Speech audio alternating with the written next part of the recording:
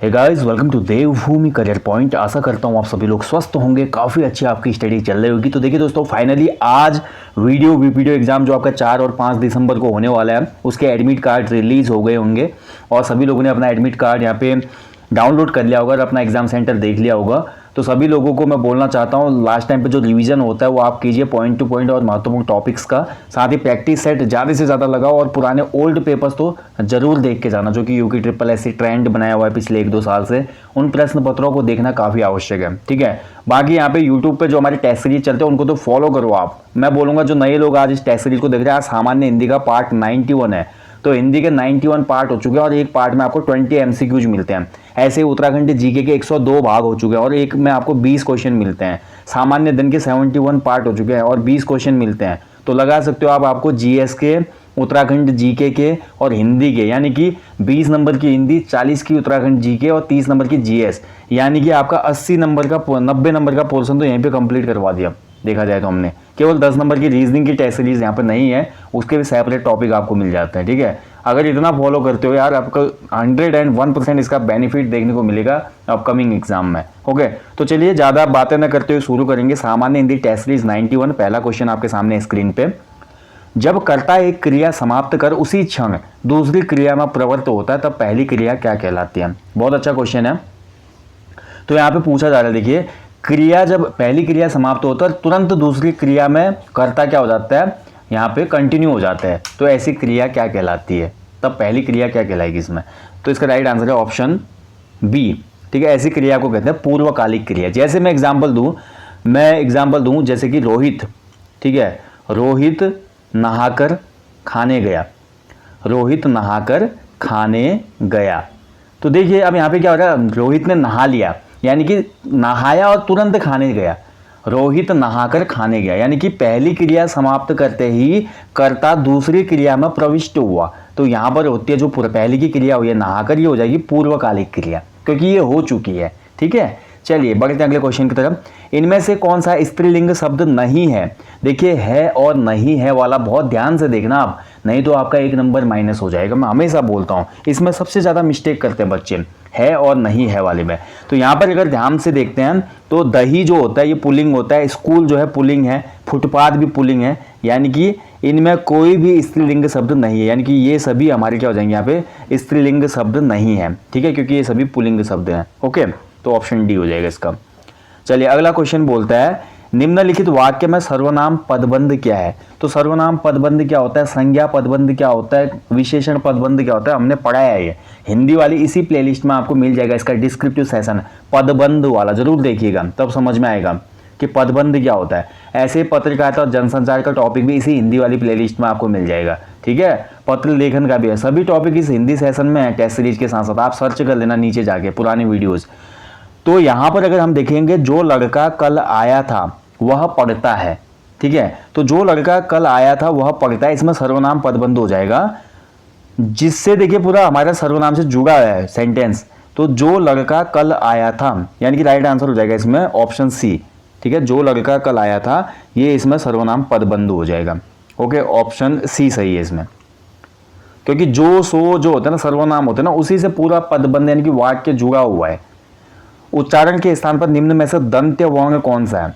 तो उच्चारण, अगर हम इन वर्णों का उच्चारण करते हैं, तो जो यहाँ पे हमको दिए गए ऑप्शन में, इनमें से किस वर्ण का उच्चारण करते समय हमारे दांत को टच करती है हमारी जिह्वा, हमारी जीभ? तो ये हो जाएगा हमारा ल। बोल के देखिए, ल ल ल बोलते समय हमारे जीभ का अग्र भाग दंत के पिछले भाग से टच हो रहा है, यानी कि ऑप्शन बी सही उत्तर है इसमें। ओके, अनाज का पर्यायवाची शब्द क्या होगा दिए गए विकल्पों में? तो दिए गए विकल्पों में अनाज का जो पर्यायवाची है वो है ऑप्शन ए शस्य, ठीक है। क्या हो जाएगा अनाज का पर्यायवाची? शस्य। चलिए नेक्स्ट क्वेश्चन देखिए, मन्नू भंडारी का जन्म कब हुआ था? Very important question. देखिए मन्नू भंडारी से क्वेश्चन बनेगा आगामी परीक्षाओं में, क्योंकि मन्नू भंडारी का हाल में ही निधन हो गया है और मन्नू भंडारी का जन्म हुआ था 1931 में, 1931, ठीक है।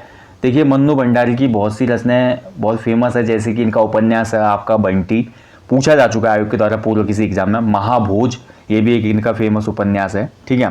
तो 1931 में जन्म हुआ था इनका, ऑप्शन है। नेक्स्ट देखिए, ठुमरी किस भाषा का शब्द है? तो देखिए देशज भाषा के शब्द विदेशी भाषाओं से जो शब्द आए हैं, फारसी, अरबी, तुर्की, जापानी, फ्रांसीसी, यहाँ से क्वेश्चन बनते हैं एग्जाम्स में। तो यहाँ पे ठुमरी की बात करें तो ठुमरी हमारा देसी भाषा का शब्द है, ठीक है, ऑप्शन डी। ये देश में ही पैदा हुआ शब्द है, देशज है ये ठुमरी। कुछ लोग सभा में उपस्थित थे, वाक्य में किस प्रकार का विशेषण प्रयुक्त है? ठीक है, यहाँ पे एक सेंटेंस दिया है, कुछ लोग सभा में उपस्थित थे। तो कुछ लोग थे भाई, यानी कि कुछ तो नंबर्स होंगे, 5 होंगे, 10 होंगे, 12 होंगे, 20 होंगे, कुछ तो होंगे ना। तो इसमें हो जाएगा संख्यावाचक सार्वनामिक विशेषण, ऑप्शन सी इसमें से उत्तर है, संख्यावाचक सार्वनामिक विशेषण।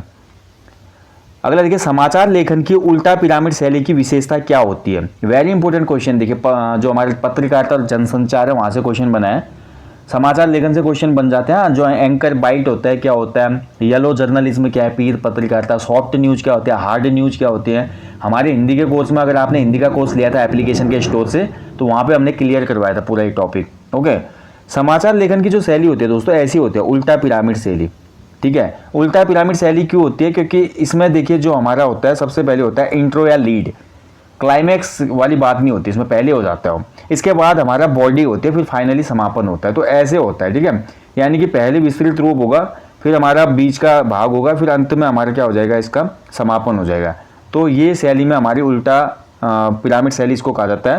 तो यानी कि बॉडी, समापन, इंट्रो या लीड, ये सभी हमारे इस शैली की विशेषता है। ओके, तो सबसे पहले इंट्रो या लीड होता है, फिर बॉडी होता है, फिर हमारा क्लाइमैक्स या समापन होता है। ऑप्शन सी इसमें सही हो जाएगा। ये सभी हमारे उल्टा पिरामिड शैली की विशेषताएं हैं।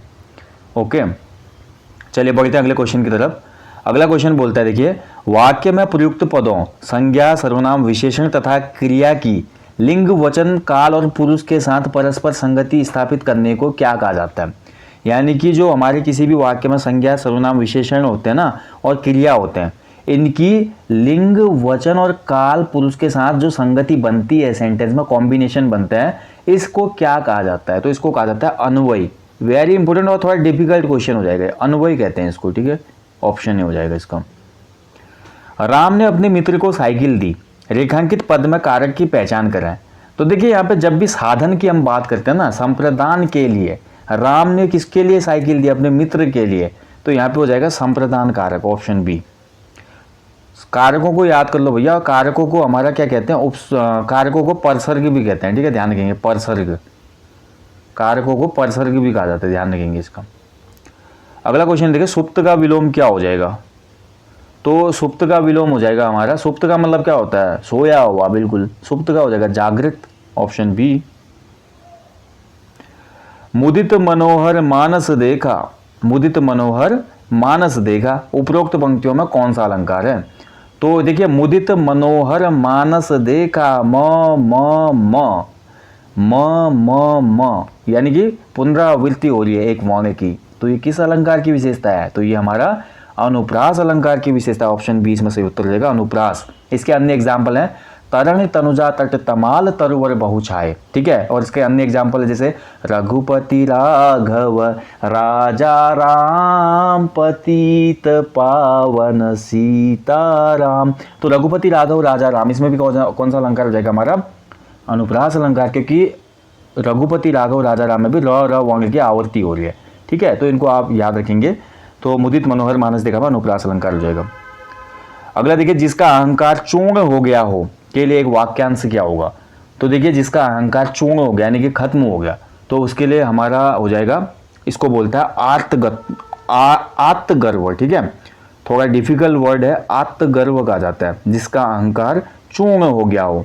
तो दोस्तों जीवन में अपने अहंकार को चूर्ण कर दीजिए, अगर आपको आगे बढ़ना है तो जीवन में अपने अहंकार को चूर्ण करें, अन्यथा आप कभी भी आगे नहीं बढ़ पाएंगे। चलिए अगले क्वेश्चन की तरफ बढ़ते हैं।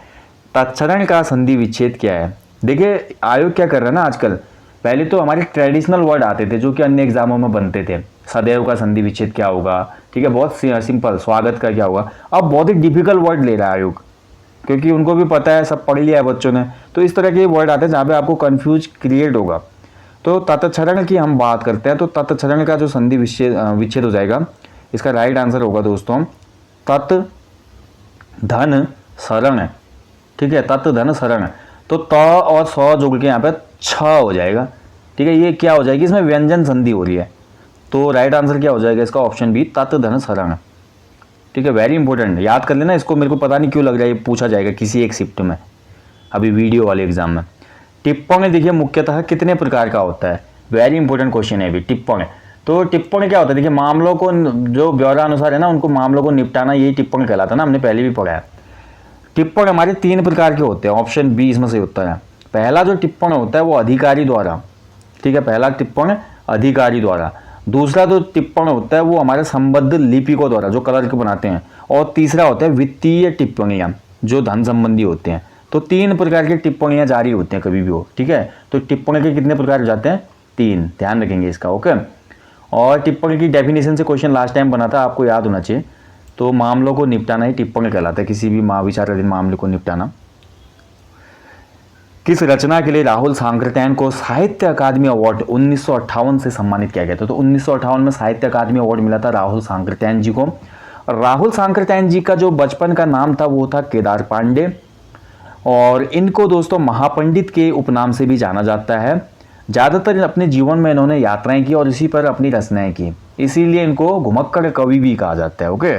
साहित्य अकादमी अवार्ड से सम्मानित हुए दोस्तों, ये मध्य एशिया का जो इतिहास लिखा है इन्होंने इस रचना के लिए, ठीक है, मध्य एशिया का इतिहास।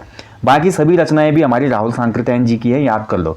किन्नर देश की ओर, हिमालय परिचय कुमाऊं गढ़वाल, वोल्गा से गंगा। इसके अलावा राहुल सांकृत्यायन जी ने चंद्रशेखर गढ़वाली की जीवनी भी लिखी थी, ठीक है। इस चीज़ का भी हमेशा ध्यान रखेंगे, क्वेश्चन बनते हैं। राहुल सांकृत्यायन से बहुत क्वेश्चन बनाता है आयोग, इस चीज़ का आपने विशेष ख्याल रखना है। जो हमारी कवि परिचय वाली ई बुक है ना, उसको रट देना बिल्कुल, वहाँ से कोई भी पूछा जाए पॉइंट तो गलत नहीं होना चाहिए, वहाँ पे सभी ये बातें बताई गई हैं आपको।